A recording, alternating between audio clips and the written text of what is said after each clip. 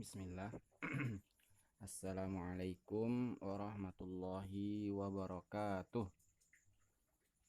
Alhamdulillah wassalatu wassalamu ala rasulillah Nabiyyina Muhammadin wa ala alihi wa sahbihi wa man walah, amma ba'd. Bertemu lagi dengan Pak Riki ya di mata pelajaran PAI ya, Pendidikan Agama Islam. Teman-teman yang soleh dan solihah ya, silahkan boleh membuka bukunya ya, buku PAI-nya, pelajaran yang kedua, atau di halaman 9 ya. Di halaman 9. Baik. Jika sudah ya, boleh sambil menyimak, sambil memperhatikan buku yang ada pada teman-teman soleh dan solihah. Ya. Pada pertemuan kedua ini ya, kita akan mempelajari tentang suatu kisah ya, suatu kisah yang mana nanti kita akan mengambil banyak pelajaran dari kisah ini, insya Allah ya. Perlu diketahui juga teman-teman soleh dan solihah, bahwasannya kitab suci kita adalah apa ya? Al-Quran. Al-Quran itu berisi banyak sekali kisah-kisah ya, banyak sekali kisah-kisah di dalam Al-Quran. Wah, bahkan ada dalam surat khusus menceritakan kisah dari depan, dari awal sampai akhir ya, seperti kisah Nabi Yusuf, ada di surat Yusuf. Nah, pada pertemuan kali ini eh, yang bersamaan atau yang sesuai dengan pelajaran kita itu kisah Nabi Daud alaihi salam. Kisah siapa? Nabi Daud alaihi salam. Sudah pada pernah mendengar belum sebelumnya kisah tentang Nabi Daud ini? Ya, mudah-mudahan soleh-soleha sudah pernah mendengar atau pernah membaca kisah-kisah para nabi ya, terutama Nabi Daud ini. Baik, untuk mempersingkat waktu, langsung saja ya, perhatikan. Nama lengkap beliau adalah Daud bin Isya bin Uwaid bin Abir bin Salamun bin Nakhsun bin Uwainadib bin Iram bin Hasrun bin Faros bin Yakub bin Ishak bin Ibrahim. Nah, ini namanya ya, nama dari Nabi Daud alaihissalam beserta nasabnya yang mana sampai kepada Nabi Ibrahim alaihissalam ya. Nah, Nabi Daud ini tinggal di Bethlehem ya, atau Baitul Laham, di mana di negeri Palestina. Dan Allah Subhanahu wa taala ya berfirman tentang Nabi Daud ini itu dengan bentuk pujian ya kepada Nabi Daud alaihissalam, seperti dalam surat Shad ayat 17 ya, ketika Allah memerintahkan kepada Nabi kita Nabi Muhammad SAW dengan firman-Nya, isbir ala ma yaqulun wadhkur abdana Dawuda dzal aidi innahu awwab. Ya, bersabarlah wahai Muhammad ya, bersabarlah atas apa yang mereka katakan. Itu perkataan orang-orang Quraisy, orang-orang kafir dari kalangan Quraisy ya, yang tidak beriman kepada beliau, menuduh beliau berdusta, menuduh beliau sebagai seorang dukun dan sebagainya dengan tuduhan-tuduhan yang keji ya. Maka kata Allah, bersabarlah ya. Wadkur abdana, dan ingatlah ya tentang hamba kami. Siapa dia? Dawud ya, dzal aidi, yang mempunyai kekuatan. Innahu awwab, sesungguhnya dia sangat taat kepada Allah ya. Jadi Allah menghibur Nabi kita Nabi Muhammad untuk bersabar. Kemudian Allah Subhanahu wa taala mengingatkan tentang Nabi Dawud ya, tentang Nabi Dawud, bagaimana beliau pun memiliki kesabaran yang sangat luar biasa dan juga mempunyai kekuatan ya. Nabi Dawud memiliki kekuatan. Di antara nanti ada beberapa mukjizat yang Allah berikan kepada Nabi Daud alaihissalam. Dia merupakan hamba yang taat kepada Allah Subhanahu wa taala ya. Dan juga Allah kisahkan tentang bagaimana di antara keutamaan ya yang dimiliki oleh Nabi Daud alaihissalam. Mulai firman-Nya, Allah berfirman dalam surah Saba ayat 10. Walaqad ataina Dauda minna fadla. Ya, dan telah kami berikan kepada Daud itu suatu keutamaan ya.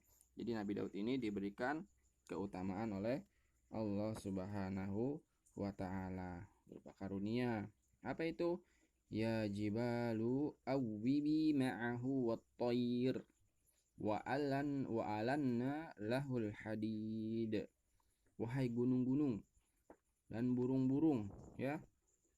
Wahai gunung-gunung dan burung-burung, bertasbihlah ya, bertasbihlah kepada Allah bersama Daud secara berulang-ulang ya.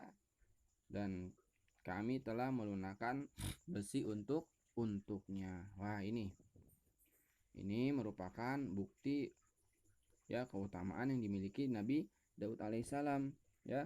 Apa keutamaannya ya? Apa diantara mukjizatnya? Yaitu beliau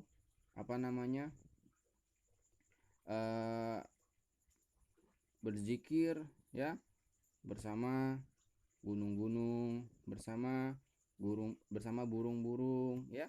Ketika beliau berzikir ya memuji Allah, maka bukan hanya beliau, gunung-gunung pun ikut berzikir ya. Burung-burung juga ikut berzikir bersama Daud alaihissalam. Bagian menjelaskan para ulama bahwasanya karena keindahan suara dari Nabi Daud alaihissalam ya.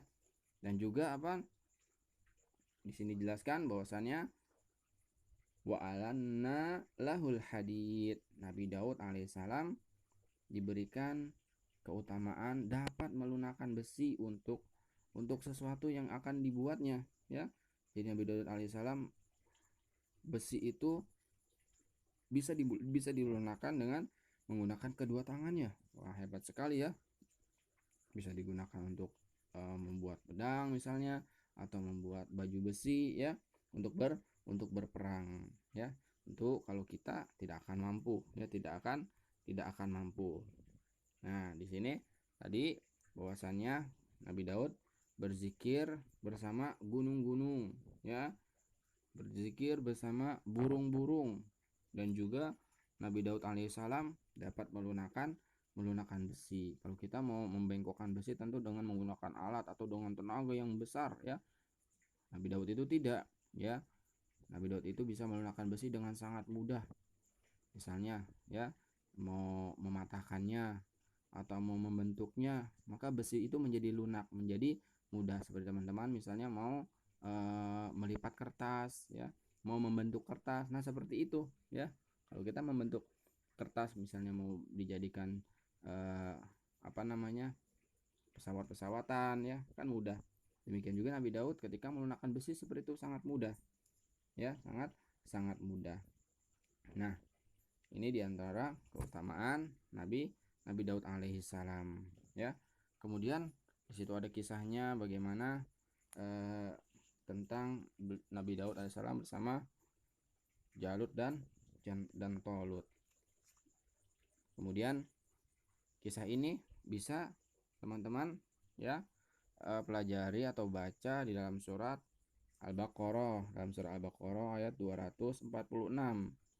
Allah berfirman, alam taro ilal mala'i min bani Israil min ba'di Musa id qalu li baniyillahu mub'ats lana malikan nuqatil fi sabilillah. Ya, tidakkah kamu perhatikan para pemuka Bani Israel setelah Musa wafat ya, ketika mereka berkata kepada seorang nabi mereka, ib'ats lana malikan ya, angkatlah seorang raja untuk kami, kami wahai Nabi Allah ya, nuqatil fi sabilillah, agar kami nanti akan bisa berperang di jalan Allah. Jadi ini kisahnya Bani Israel ketika itu meminta kepada seorang nabi ya.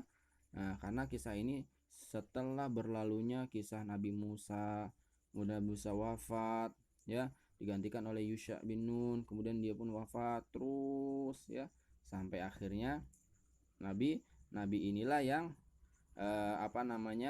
yang berada di tengah-tengah Bani Israel ya. Kata para ulama ahli tafsir diantaranya bahwasanya ini adalah Nabi Samuel ya. Pemuka Bani Israel ini meminta kepada Nabi Samuel untuk mengangkat seorang raja agar bisa berperang, berperang. Kemudian sang nabi ini mengatakan, hal asaitum in kutiba alaikumul qitalu alla tuqatilu ya. Nabi ini menjawab, jangan-jangan jika diwajibkan kalian untuk berperang, kamu tidak berperang ya, kamu tidak berperang, kalian tidak berperang ya. Nabi ini meragukan tentang keseriusan kesungguhan dari Bani Israel. Qalu wa ma lana alla nuqatila fi sabilillah wa qad ukhrijna min diyarina wa abnaina ya. Mereka mengatakan ya, mengapa kami tidak berperang di jalan Allah sedangkan kami bangsa yang diusir dari kampung halaman kami, dipisahkan dari anak-anak kami ya. Kemudian karena permintaan mereka, akhirnya falamma kutiba alaihimul qital tawallau illa qalilan minhum. Ternyata benar apa yang diduga oleh Nabi Samuel ini ya. Ketika diwajibkan perang kepada mereka, kepada Bani Israel, ternyata tawallau, mereka berpaling ya, mereka berpaling illa qalilan minhum, kecuali sedikit dari mereka yang ikut berperang. Wallahu alimum bizzalimin, wallahu alimum bizzalimin ya. Dan Allah mengetahui orang-orang yang zalim. Demikian ya diantara sifat Bani Israel, yang suka ngeyel, yang suka berkhianat ya. Pernah juga dahulu ketika Nabi Musa alaihissalam memerintahkan Bani Israel untuk berperang, maka jawaban Bani Israel ya, pergilah engkau Musa, idhab anta wa rabbuka ya, pergilah wahai Musa, engkau bersama Tuhanmu, udah kami di sini aja duduk ya menyaksikan ya. Seperti itulah diantara sifat-sifat Bani Israel dari dahulu sampai pada zaman Nabi Samuel ini, bahkan sampai sekarang ya. Orang-orang Yahudi memiliki sifat khianat ya, sifat khianat. Wa qala nabiyyuhum innallaha qad ba'atsa lakum taluta malika, dan nabi mereka berkata kepada para pemuka Bani Israel, sesungguhnya Allah telah mengangkat Talut menjadi rajamu ya. Kemudian karena mereka tadi meminta agar diangkat seorang raja agar bisa berperang bersama mereka, maka kemudian Allah mengangkat raja mereka, yaitu bernama Talut. Qalu ya, anna yakunu lahul mulku alaina wa nahnu ahaqqu bil mulki minhu walam yu'ta sa'atan minal mal. Mereka menolak. Lagi-lagi mereka menolak. Tadi yang meminta diangkat raja adalah mereka. Setelah Allah mengangkat Talut untuk raja bagi mereka, mereka menolak. Padahal yang mengangkat Talut sebagai raja untuk mereka ya, bukan Talut yang mencalonkan diri sebagai raja, tapi pengangkatan Talut dipilih oleh Allah langsung ya. Mereka menjawab, bagaimana Talut memperoleh kerajaan atas kami sedangkan kami lebih berhak. Mereka mengatakan ya, wa nahnu ahaqqu ya bil mulki minhu, kami ini yang lebih berhak harusnya yang jadikan raja, bukan dia, bukan Talut ya, bukan Talut, sedangkan kami lebih berhak atas kerajaan itu daripadanya, dan dia tidak diberi kekayaan yang banyak ya. Ini alasannya karena katanya kerajaan itu yang berhak adalah dari kalangan kami, kata Bani Israel. Kemudian bahwasannya Talut ini miskin, nggak punya harta, nggak punya uang yang banyak, maka kata mereka tidak pantas jadi raja, mereka lah yang pantas ya. Nah ini sifat mereka yang sangat ngeyel, dikasih tahu ya, kemudian diwajibkan atas mereka berusaha menawar ya perintah dari Allah Subhanahu wa taala. Kemudian qala innallaha astafahu alaikum ya, sesungguhnya Allah telah memilih Talut ini menjadi raja kalian. Karena apa?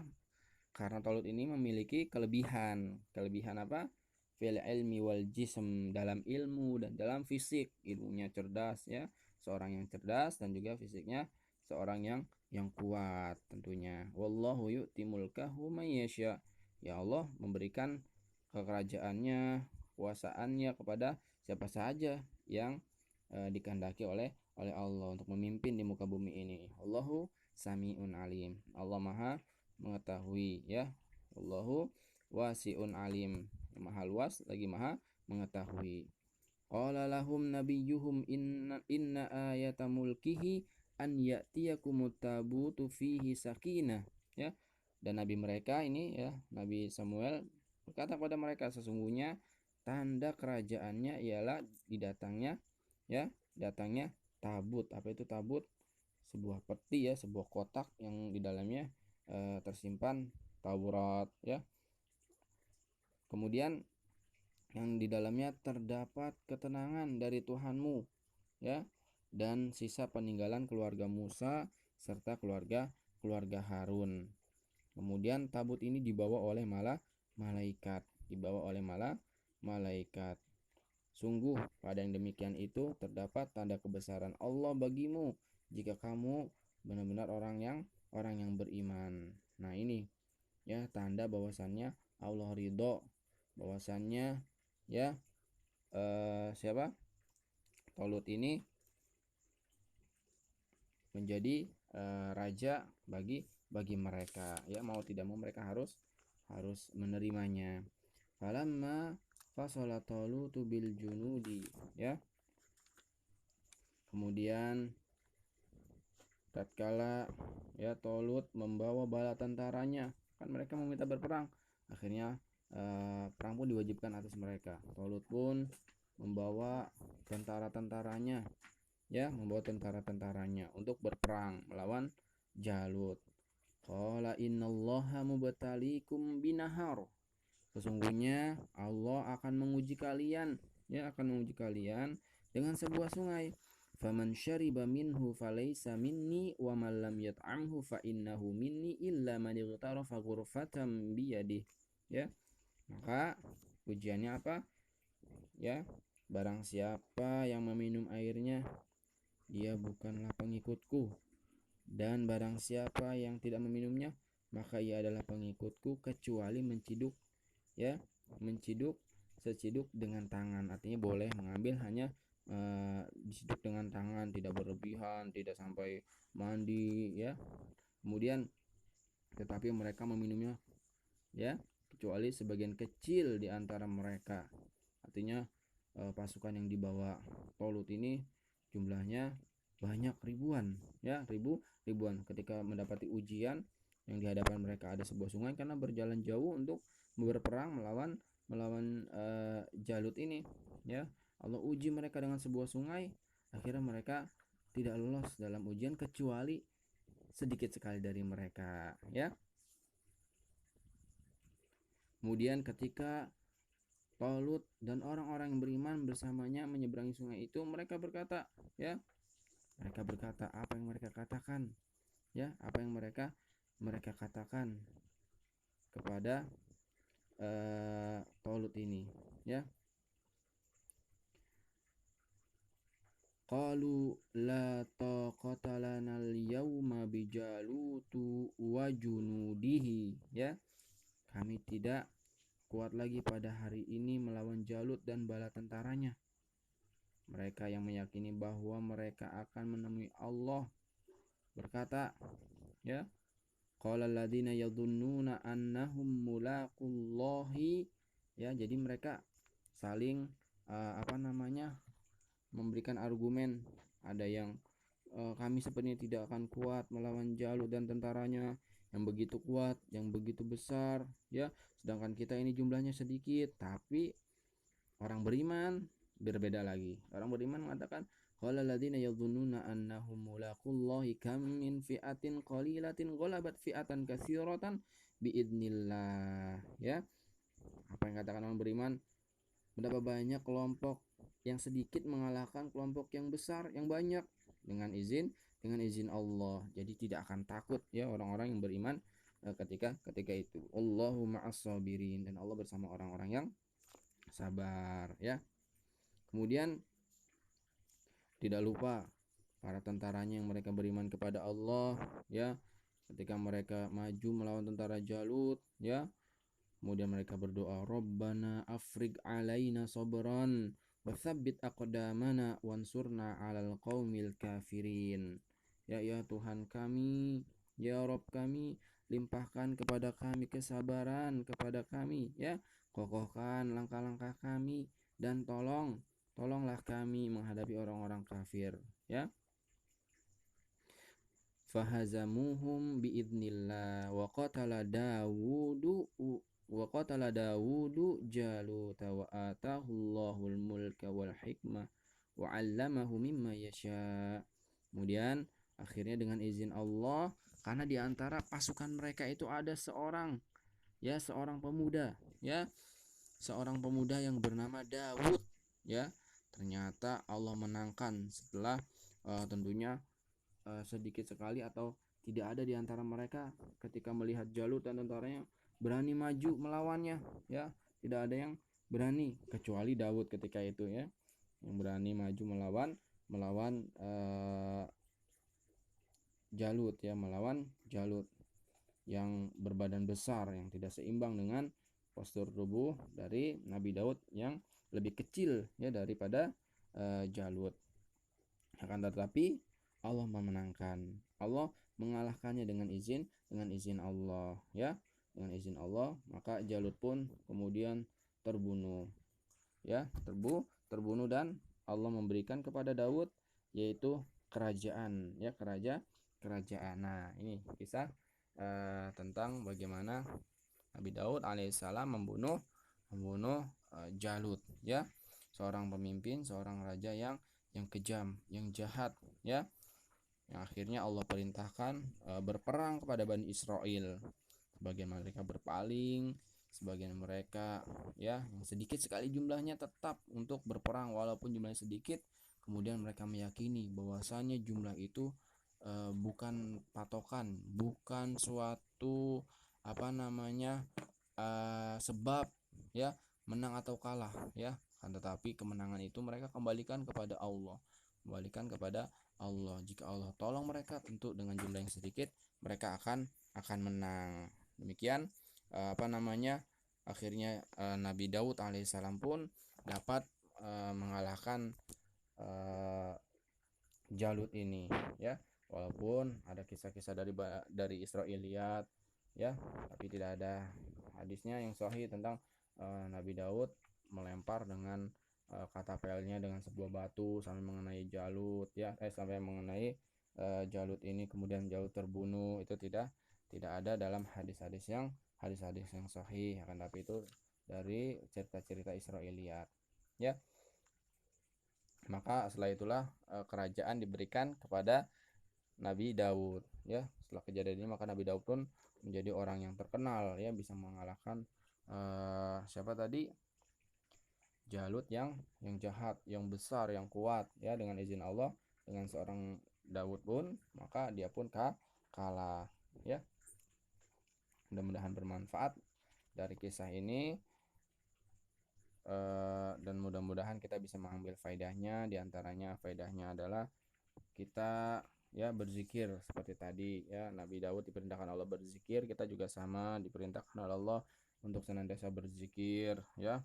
Kemudian juga ketika perintah Allah memerintahkan kita dengan suatu perintah, kita tidak ngeyel seperti Bani Israel tadi, memiliki sifat ngeyel ya, susah diatur. Kemudian juga bahwasannya kemenangan itu datang dari Allah ya, bukan dari banyaknya suatu pasukan ya.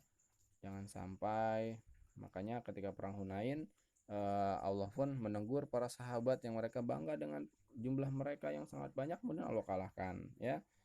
Dalam kisah ini orang-orang beriman yang mengikuti Talut dan juga Nabi Daud untuk melawan Jalut, maka dimenangkan oleh Allah walau jumlah mereka sedikit, tidak seimbang ya. Nah, mudah-mudahan bermanfaat dari kisah ini. Kurang lebihnya mohon maaf. Wassallallahu ala nabiyina Muhammadin wa ala alihi wa sahbihi wasallam. Subhanakallahumma bihamdika asyhadu an la ilaha illa anta astaghfiruka wa atubu ilaik. Wassalamualaikum warahmatullahi wabarakatuh.